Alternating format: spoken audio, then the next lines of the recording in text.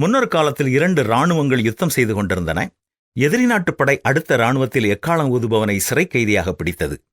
தன்னை கைது செய்தவர்களை பார்த்து எக்காளம் ஊதுபவன் இவ்வாறு கெஞ்சி கேட்டுக்கொண்டான், என்னை ஒன்றும் செய்து விடாதீர்கள். என்னிடம் துப்பாக்கி இல்லை. நான் எந்த குற்றமும் செய்யவில்லை.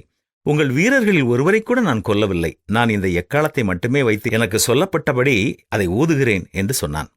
இப்பொழுது உன்னை நாங்கள் கொல்லப்போவதற்கு காரணமே நீ செய்யும் இந்த செயல்தானே என்று கூறினார்கள். நீ யுத்தம் செய்யவில்லை, உண்மைதான்.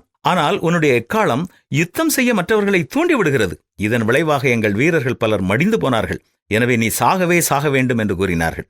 நாம் ஒருவேளை அந்த எக்காளம் ஊதும் போர் வீரனைப் போல யுத்த களத்தில் எக்காளம் ஊதாமல் இருக்கலாம். ஆனால் மற்றவர்களை பற்றி நாம் குறைவாய் பேசும் பொழுது இதையே செய்கிறோம். நாம் மற்றவர்களை வெறுக்காமலோ அல்லது நம்மை விமர்சனம் செய்பவர்களை தவிர்ப்பவர்களாகவோ இருக்கலாம். ஆனால் நாம் மற்றவர்களை குறை கூறும் பொழுது நம்முடைய உணர்ச்சிகளையும் நம் நடத்தையையும் அது வெளிப்படுத்துகிறது. மற்றவர்களை குறை பேசுவதையோ தேவையற்ற வார்த்தைகளை பேசுவதையோ பிடிக்காத ஒரு பெண் இருந்தாள். யாராவது அவளிடத்தில் வந்து மற்றும் ஒருவரை குறித்து குறை கூறினால், வாருங்கள், அது உண்மையா இல்லையா என்று நாம் நேரில் கேட்டு தெரிந்து கொள்ளலாம் என்று தன்னிடம் குறை சொல்லுபவர்களை இழுத்து கொண்டு போவாள். உடனே கதை கட்டுகிறவர்கள் அதிர்ச்சி அடைந்து தங்களை மன்னிக்கும்படி அவளிடம் கேட்டுக்கொள்வார்கள். ஆனால் அந்த பெண்ணோ தன்னுடைய செயலில் உறுதியாக இருப்பாள். அப்படி குறை கூறுபவர்களை அவர்கள் பேசுவது உண்மையா என்று சரிபார்க்கச் சொல்லுவாள். அதன் பிறகு அதைப் போலவே கதை கட்டவோ குறை கூறவோ யாரும் முன்வர மாட்டார்கள். நமது வாழ்க்கையிலும் மற்றவர்கள் செய்யும் நன்மையான காரியங்களை பலரிடத்தில் பகிர்ந்து கொள்வோம்.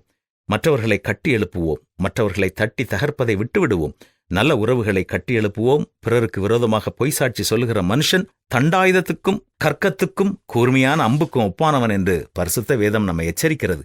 இனி மற்றவர்களை குறித்து கவனமோடு பேசுவோமா?